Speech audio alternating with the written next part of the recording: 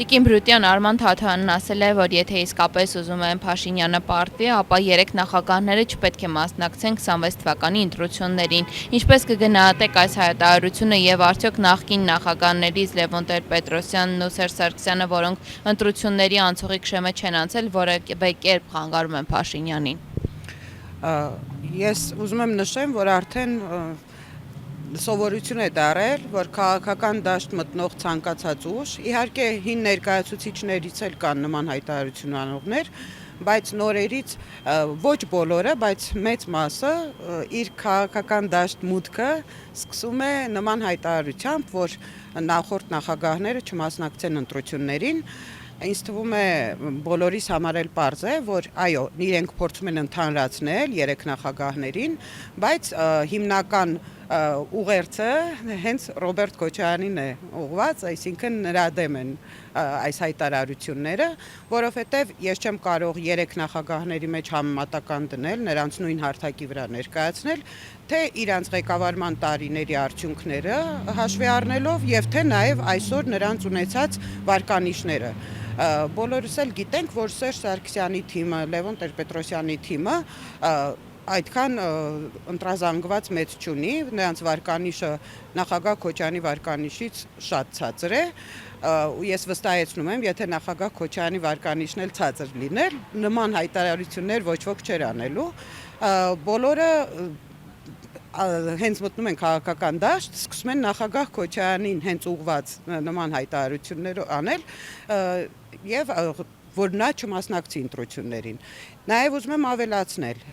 Արման Թաթոյանին էլ եմ ուզում ասել, մյուսներին էլ նման հայտարարություններ անողներին։ Ուզում եմ հիշեցնել, որ 21 թվականի ընտրություններին, չնայած նրան, որ նախորդ տարիների ընթացքում, սկսած 2008 թվականից Միքայել Մինասյանի վերահսկողության տակ գտնվող գրեթե բոլոր մեդիաներով նախագահ Քոչարյանի դեմ քարոզ է տարվել, նրան վերագրել են այնպիսի արարքներ, հանցագործություններ, մարդկանց ուղեղները լվացել են, իհարկե ովքեր լավ հիշողություն ունեն, բնականաբար լավ հիշում են, որ նման բաներ չի եղել, այդ ամենը կեղծիք է եղել, բայց մեր հանրության որոշ մասին կարողացել են ինչ-որ ձև երևի համոզել, որ այդ ամենը ճիշտ է։ Եվ նրանց համար 21 թվականի ընտրությունների արդյունքը դա երևի ցնցում էր, որ անկախ նրանից, որ երկար տարիներ այդքան հակաքարոզ է տարվել նախագահ Քոչարյանի դեմ, հանրության զգալի մասը 270,000 մարդ մասնակցած, ընտրություններին մասնակցած քաղաքացիներից 270,000 մարդիկ գնացին ընտրեցին նախագահ Քոչարյանին։ Այսօր էլ մենք տեսնում ենք, որ ուրիշ տեղեր թիմ ընտրություններում ցանկացած մեկը ում անունը որևիցե ձև առնչվում է, կապում է նախագահ Քոչարյանի հետ, նույն ձևով մեծ քվեներ է, մեծականակ քվեներ է հավաքում եւ հիմա բոլորը հասկանում են, որ նախագահ Քոչարյանով էլ չեն կարող մարդկանց վախեցնել, որովհետեւ հանրությունը աչքերը բացվում է, մարդիկ շատ ավելի ինֆորմացիա են կարդում, տեսնում, մենք էլ մեր կողմից փորձում ենք հիշեցնել տեսանյութերով, գրառումներով, մարդկանց աչքերը բացվում են եւ մարդիկ սկսում են նաեւ հիշել այդ տարիները, որ 10 տարի մեր երկիրը ուղղակի զարգացման մեծ փուլ է անցել, աշխատատեղեր են ստեղծվել, գործարաններ են բացվել, շատ մեծ քանակությամբ ներգաղթ է եղել, որովհետեւ 90-ական թվականներին Լևոն Տեր-Պետրոսյանի տարիներին արտագաղթը շատ մեծ էր, որովհետեւ երկիրը գնալով կործանվում էր, տնտեսությունը ճգնաժամի մեջ էր խորը, իսկ նախագահ Քոչարյանի տարիներին սկսեց երկիրը ոտքի կանգնել, մենք 10 տարի նախագահ Քոչարյանի ղեկավարման տարիներին պատերազմ չի եղել, ոչ Արցախում, ոչ Հայաստանում, 10 տարի մենք ունեցել ենք պաշտպանված ամուր սահմաններ, խաղաղ անվտանգ կյանք եւ զարգացող պետություն։ Նաեւ արտաքին քաղաքականության մեջ եղել ենք շատ բարձր դիրքերում, նախագահ Քոչարյանը մեր երկիրը միշտ ներկայացրել է շատ բարձր դիրքերից, նաեւ ուզում եմ հիշեցնել, չգիտեմ ով է կարդացել, թե չէ, 21 թվականի ընտրություններից առաջ ռուս քաղաքագետներից մեկն էր գրել էր, թե ասել չեմ հիշում, ասեց նախագահ Քոչարյանը իր տարիներին այնպես էր երկիրը ներկայացնում, որ իր մեջքի հետևում կարծես թե ոչ թե 3 միլիոնանոց երկիր էր, այլ առնվազն 30 միլիոնանոց։ Այսինքն անկախ նրանից, որ մենք փոքր պետություն ենք, բայց մեր դերը ունեցել ենք արտաքին քաղաքական դաշտում։ Ինչ ասեմ, Արման Թաթոյանին ես ուզում եմ ասեմ մյուսներին էլ, որ նա եւ մյուսները իրավունք չունեն նախագահ Քոչարյանի նման հորդորներ ուղղել, որովհետեւ նախագահ Քոչարյանը ունի աջակիցների մեծ բանակ, ունի բարձր վարկանիշ։ Ես այդ մարդկանցից մեկն եմ եւ ես գնալու եմ հենց իմ ձայնը տամ նախագահ Քոչարյանին։ Ինքը իմ փոխարեն որոշելու իրավունք չունի։ Եթե Արման Թաթոյանին կամ մյուսներին թվում է, որ նախագահ Քոչարյանը չմասնակցի ընտրություններին, նրա աջակիցները գնալու են իրեն իօգուտ իրեն քվեարկեն, իրեն ձայները տան, նա չարաչար սխալվում է, որովհետև մարդիկ հենց իրենց հույսը, երկրի փրկության հույսը կապում են կոնկրետ նախագահ Քոչարյանի հետ, որովհետև մենք ապրել ենք նրա ղեկավարման տարիներին, մենք նրա աշխատանքը տեսել ենք, մենք գիտենք, թե նա ինչպես կարող է մեր դիրքերը ամուր պահել եւ նրա ցանկացած քայլը, նրա ցանկացած արարքը միշտ եղել է ի նպաստ մեր երկրի եւ ժողովրդի։ Արման Թաթոյանը խոսում է նախկին ղեկավարների մասին, բայց խոսում են, որ նա Միքայել Մինասյանի հետ կապ ունի, Նասեր Սարգսյանի օրոք զբաղեցրել է փոխնախարարի պաշտոն, եղել է դատախազ, արդյոք ինքն էս պահին այլևս չի համարվում եւ դադարում է լինել նույն նախկին համակարգի ներկայացուցիչ։ Այո, ես հավաստիացնում եմ, Արման Թաթոյանի ետևում կանգնած է Միքայել Մինասյանը։ Նրա կուսակցությունն էլ է, ես վստահ եմ, որ բացել Միքայել Մինասյանը եւ Արման Թաթոյանը Միքայել Մինասյանի հերթական պրոյեկտներից մեկն է, ով այսօր բարձրաձայնում է Միքայել Մինասյանի ցանկությունները։ Ես նրան չեմ կարող չհամարել նախկին համակարգից առանձին, որովհետև ինչպես դուք նշեցիք, այո, նա նախորդ իշխանության ժամանակ Սերժ Սարգսյանի ղեկավարման օրոք տարբեր կառույցներում ինչ որ զբաղեցրել է պաշտոններ, բայց նաև եղել է, այո, արդարադատության նախարարի տեղակալ, այսինքն փոխնախարար է եղել, նաև եղել է, ընտրվել է ՄԻՊ, Հայաստանի Հանրապետության մարդու իրավունքների պաշտպան։ Նա նաև շարունակել է աշխատել Նիկոլ Փաշինյանի օրոք նույն պաշտոնում եւ երեքը ես նույնիսկ կարդացի նրա կուսակից, այսինքն կուսակցության անդամ Դավիթ Անանյանի գրառումը եւ չգիտեմ գրառում էր արել թե հայտարարություն, ես լրատվականում եմ կարդացել, նա էլ փորձում էր արդարացնել Արման Թաթոյանին, որ նա նախագահների դեմ չի պայքարում, այլ ինչ որ պատնեշ է մեր առաջ, որի վրա գրված է նախկին, հին եւ Փաշինյան, ինքը դրա դեմ է պայքարում։ Հիշեցնեմ, որ նույն Դավիթ Անանյանն էլ նախորդ իշխանությունների ժամանակ Սերժ Սարգսյանի ղեկավարման տարիներին կրկին եղել է ֆինանսների կարծեմ փոխնախարար եւ ուզում եմ հիշեցնել, որ Նիկոլ Փաշինյանի ղեկավարման տարիների ժամանակ աշխատել է ՊԵԿ նախագահ։ Այսինքն իրենցից նախկին, իրենցից հին ում անունները որ կապված է թե նախկին իշխանությունների հետ, ավելի շուտ նախորդ իշխանությունների հետ եւ Փաշինյանի հետ, ասենք դժվար է պատկերացնել։ Նա իրեն չի կարող առանձնացնել, որովհետեւ Արման Թաթոյանը, որովհետեւ նա որպես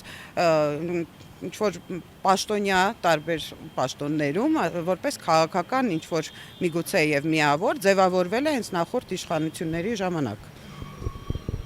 Այստեղ նաև շատերի մոտ զարմանք է առաջացնում այն, որ Արման Թաթոյանը լինելով նախկին ՄԻՊ չունենալով ֆինանսական լուրջ միջոցներ, այսօր գրասենյակներ է բացում հանրապետության տարբեր հատվածներում եւ ձեր կարծիքով որտեղից նրան այս նյութական ռեսուրսները։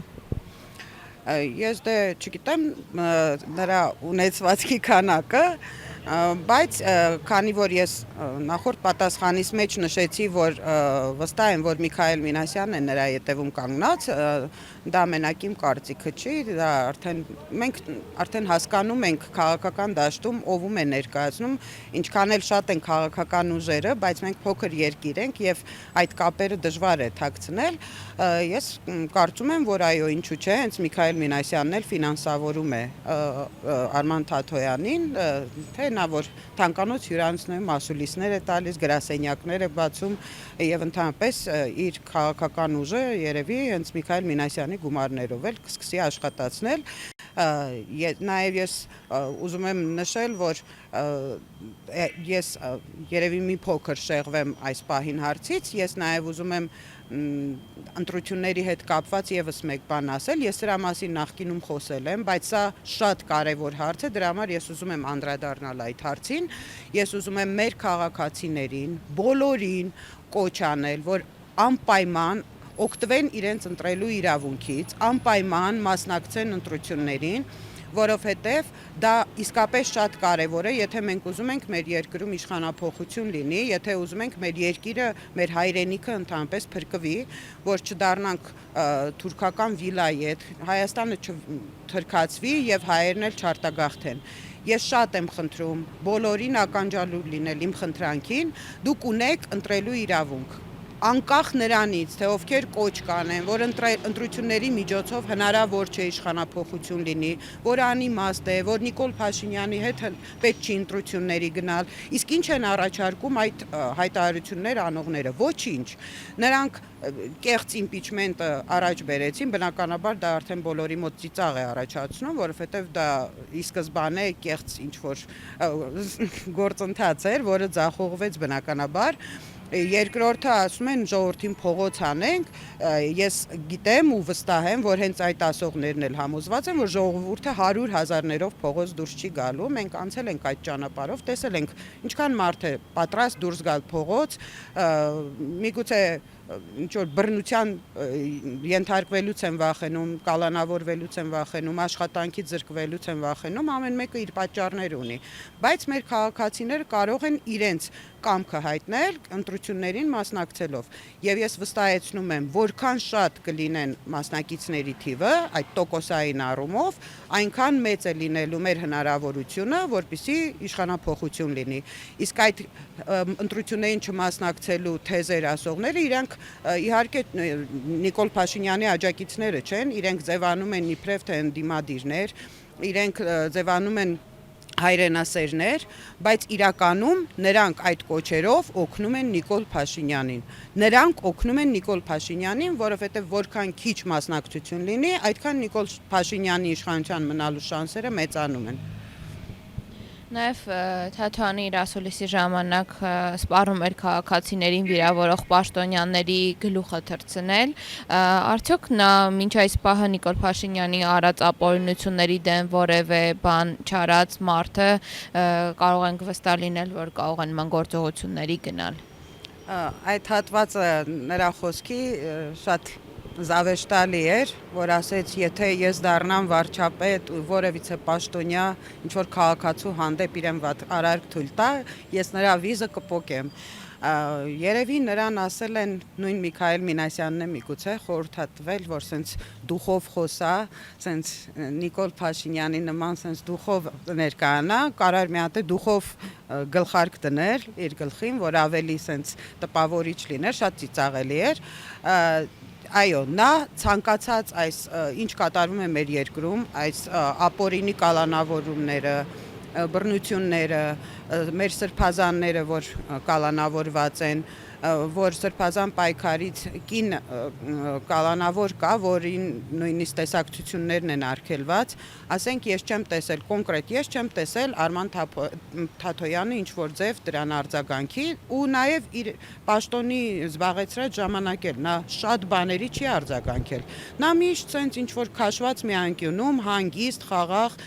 մեր հավաքներից հեռու, երբ որ մենք Ֆրանսիայի հրապարակում դիմադրության շարժման ժամանակ հավաքներ էինք իրականացնում, նա լրիվ առանձին գնաց Սարյանի արձանի մոտ ինչ-որ փոքրիկ հավաք էր կազմակերպել, ելույթ էր ունենում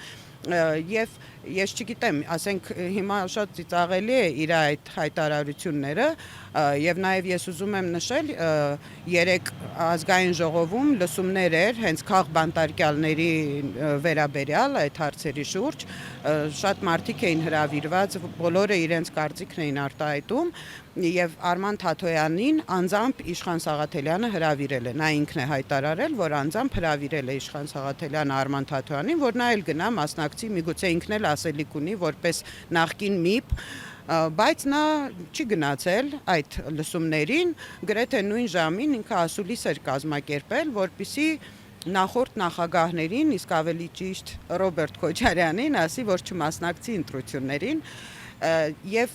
ասենք ես նաեւ սա եմ ուզում նշել, որ քաղաքական դաշտը դա ինչ որ մեկը մյուսին տեղը չպետք է զիջի։ Քաղաքական դաշտը կարող է ցանկացած մեկը մասնակցել ընտրություններին, իր ուժը կազմել, մասնակցել, եւ հատկապես մենք տեսնում ենք, որ քաղաքացիները թե թիմ ընտրությունների ժամանակ, թե համապետականին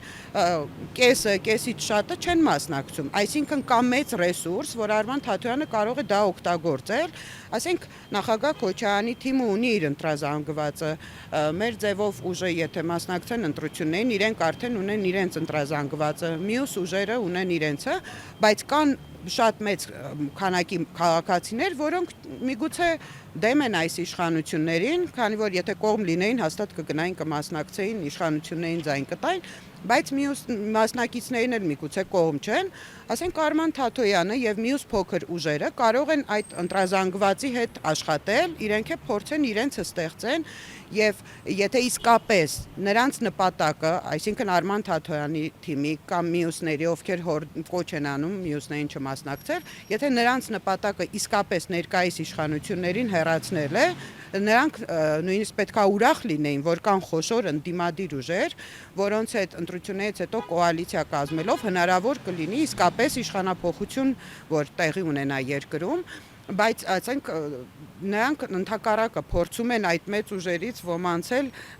ընտրապայքարից դուրս հանեն, ես էլ նրանց եմ ասում, ոչ մեկ չի ասում, որ մի մասնակցեք, եթե բայց դուք տեսնում եք, որ ունեք փոքր ընտրազանգված, այսինքն քիչ վարկանիշ, որը նույնիսկ չի հաղթահարելու անցողիկ շեմը, իսկ դա նշանակում է, որ նրանց ստացած ձայները պարզապես փոշիանալու են։ Դա փոշի է դառնալու, այսինքն ընդդիմությանը օգուտ չի լինելու։ Թող գաղափարապես իրար մոտ ուժերը, այսինքն իրար չհակասող ուժերը, իրանք էլ դաշինք կազմեն եւ միասին կազմեն այն երրորդ ուժը, որի մասին խոսում էր նաեւ նախագահ Քոչարյանը, որ լավ կլինի, որ եւս մեկ խոշոր ուժ էլ երրորդ հայտնվի, որ արդեն 100%-ով այդ ուժերը կոալիցիա կազմելով ընտրություններից հետո վերջապես Նիկոլ Փաշինյանի թիմից ավել ձայներ հավաքեն, 50%-ը հաղթահարեն։ Եթե գաղափարապես մոտ ուժեր կան, թող իրար հետ հանդիպեն, քննարկումներ անցկացնեն, դաշինք կազմեն եւ մասնակցեն ընտրություններին, եթե իսկապես նրանց նպատակը Նիկոլ Փաշինյանին հանելն է, այլ ոչ թե կանխել, որ նախագահ Քոչարյանը հանկարծ իշխանության չգա։